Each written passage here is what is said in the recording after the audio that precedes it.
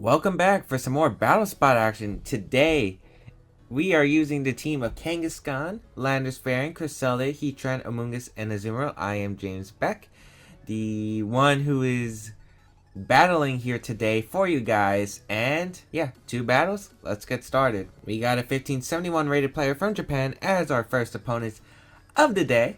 And I don't know why, but I can taste sauce on my lips right now. It's like Buffalo Wild Wings Asian Zing sauce. Just had them, half day, half price on Tuesdays, so pretty nice. We see the team of Misdreavus, Abomasnow, Azumarill, Talonflame, Slowbro, and Rhyperior. So looks like a hardcore Trick Room team.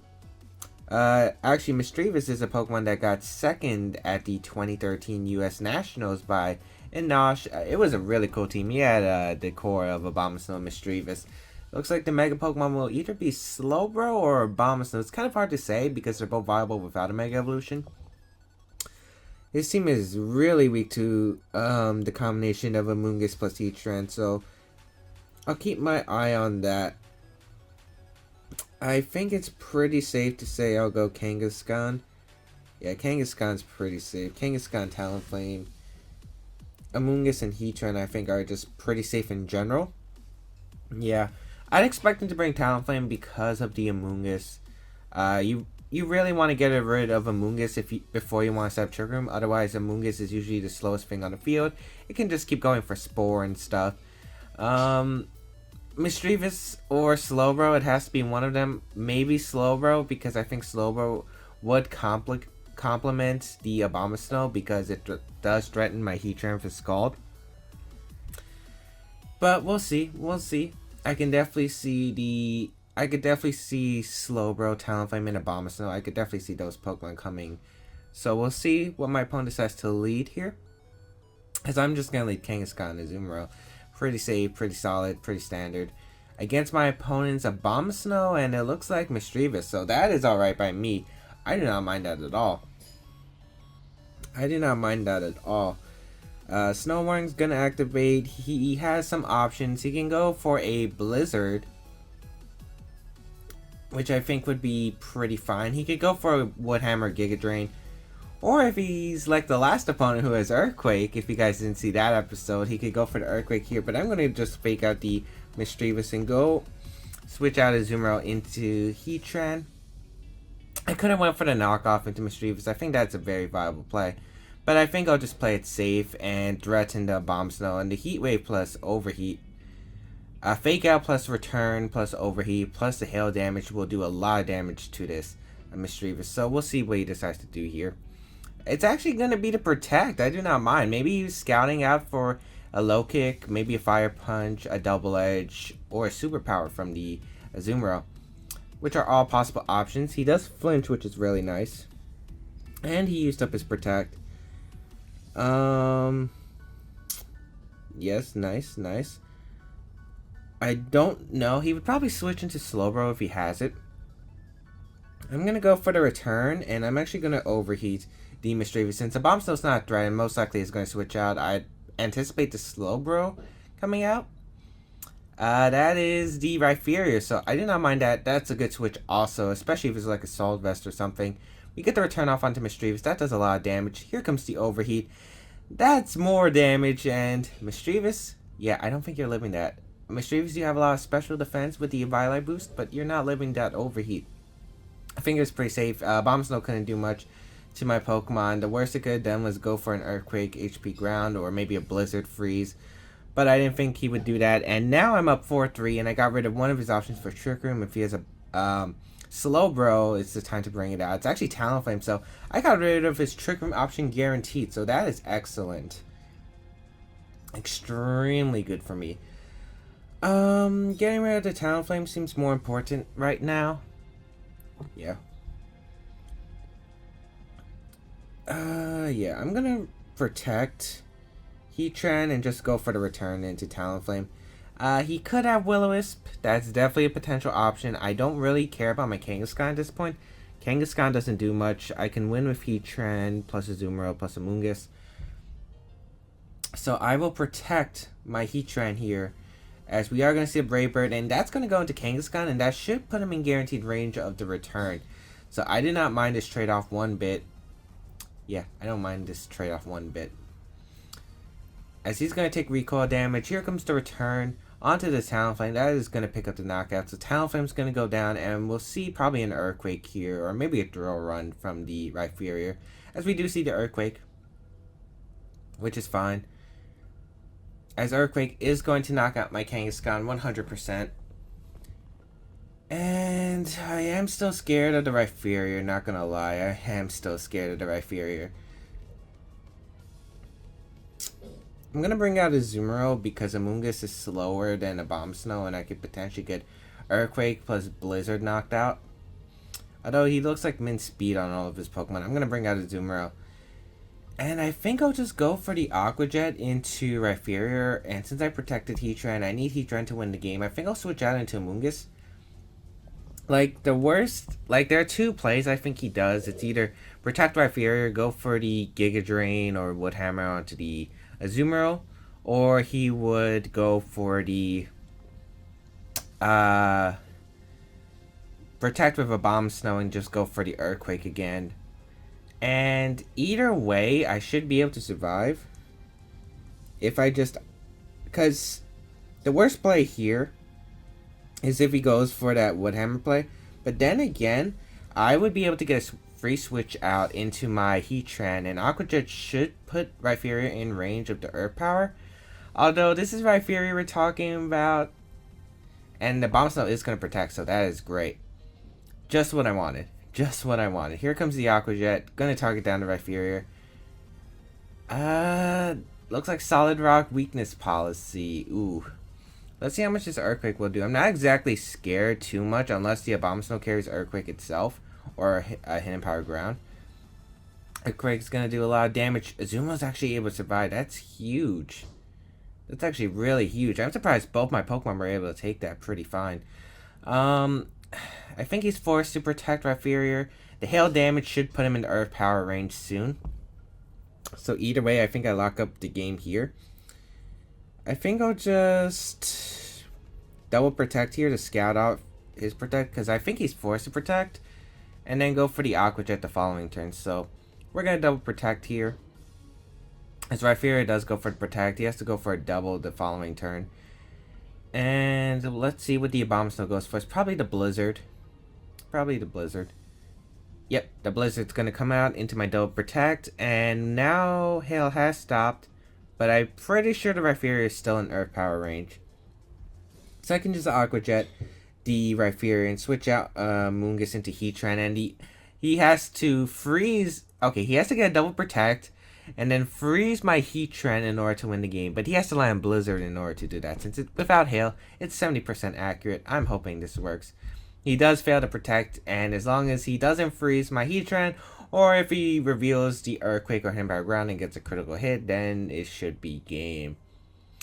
So he is just going to Blizzard, and Heatran a voice attack, which 100% seals up my win. And Azumarill is going to go down. But then again, I still have to hit Heat Waves, and he can still Blizzard freeze me technically. So this should be interesting. I'll go out into my Amoonguss here. And I think I'll just click Overheat and we'll burn up this Christmas tree. I can't believe time has passed by so fast. It really has. It's almost that time of year again. I mean, we have to think about Halloween first, but I mean, I still can't believe it. It's gone. This year has gone by so fast. As we do connect with the Overheat, that's just way too much necessary damage. No way a Bomb Snow you're living. Unless you had the Focus Sash like back in 2013, but that'll end up the first battle. I feel like all my plays were pretty safe, and there weren't really ways he could capitalize off like the first turn. Even if a Bomb Snow didn't protect, I would have still got the damage on Mischievous and got a pretty good position with Heatran.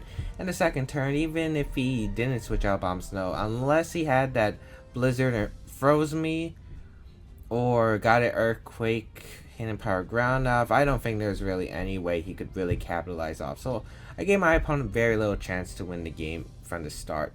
But anyway, let's get on to our second battle. Alright, we got a 1606 rated player from Japan for our second battle of the day. Hopefully no more Trick Room, because we've been seeing a lot of Trick Room. Ooh, this is a weird Japanese sand team. It's not really Japanese sand since it doesn't have like an Escadrille or Landers to abuse the sand. But we see Salamence, Tyranitar, Aegislash, Amoonguss, Infernape, and Cresselia. This is definitely an interesting team. From what I can note, Azumarill can basically beat his entire team, which I like about that. I do like that option. I really do. Landers puts in a lot of work against my opponent's team, but I don't think it's exactly necessary. Heatran's actually pretty good. Like, the worst thing I'm thinking of right now is the Calm Mind Crest, because Calm Mind Crest could actually give some problems. Let's see. What 4 Pokemon do I want to bring? I think Kangaskhan, Cresselia as the lead is pretty safe. That's actually what I always lead against Japan Sand. The question is he like a Dragonlance, Salamence, or Dragonlance Tyranitar instead of like Scarf? That's like the interesting part. Infernape also this might be set up as well, indicated by the Infernape. I don't like Landis' position here, although it could work. I'm thinking between Heatran, Azumarill, and Amoonguss. Azumarill is definitely coming because Belly Drum's the only way I can beat a Calm Mind Cresselia, and I think I'll go Heatran. Maybe not. Actually, yeah, I'll go Heatran. Why not? I'll go Heatran because Aegislash could definitely be a problem, and I definitely want to control that. So luckily I have safety goggles on my Cresselia. It's able to heal up quite a bit and also ignore the Rage Powder redirection from the Amoonguss if he wants to lead something like Salamence, Amoonguss. We're going to lead Kangaskhan, Cresselia here. Pretty standard lead. Amoonguss and Infernape actually looks like. Okay. I think you Spore the Cresselia here and just close combat? Yeah. You could fake out. I don't think I really mind too much. Azumarill, I don't want to risk Azumarill going to sleep. And unless he's Life Orb Infernape, I can definitely live a close combat. So I think I'll just go for the return into Infernape. And should I attempt a Trick Room? I will attempt a Trick Room. Because I could. Oh wait, I don't have Amoonguss. I have Heatran. Maybe Trick Room was not the play, but we'll see what it goes for. It's gonna be the fake out into the Kangaskhan, so anticipating a that was already a bad move. Spore into Kangaskhan. Trick Room's gonna be set up, but that's pretty bad for me. He's gonna probably Spore my Crest and go for a close combat. What I'll do here is switch out my Kangaskhan and go into Azumarill and go for the Ice Beam. Or I could just. I'm actually gonna reverse Trick Room. That was not the play. I thought I had a Amoonguss in the back because I had a battle like this 2 days ago and I had a Amoonguss in the back. Gonna Spore the Cresselia. Luckily, I'm safety goggles. Close combat's gonna come out and do minimal damage. That actually did a bit more than I thought. Is that Life Orb or is that Focus Sash? We are going to reverse the Trick Room here. I don't know if he wants to bring out Salamence or Tyranitar, but Salamence wouldn't be in a good position anyway, so maybe Tyranitar would come out, but I'm just going to fire off the Ice Beam and the knockoff into the Azumarill. Infernape could switch out, which is what I'm anticipating. Maybe Tyranitar coming in? No, it's actually Cresselia. I don't mind that too much. I could have gotten knockoff, which is unfortunate. We are going to Ice Beam this Amoonguss. That's going to do a good amount of damage. And a knockoff, which is going to get rid of this item. Probably Rocky Helmet. That did a lot of damage. It's a critical hit. That's why.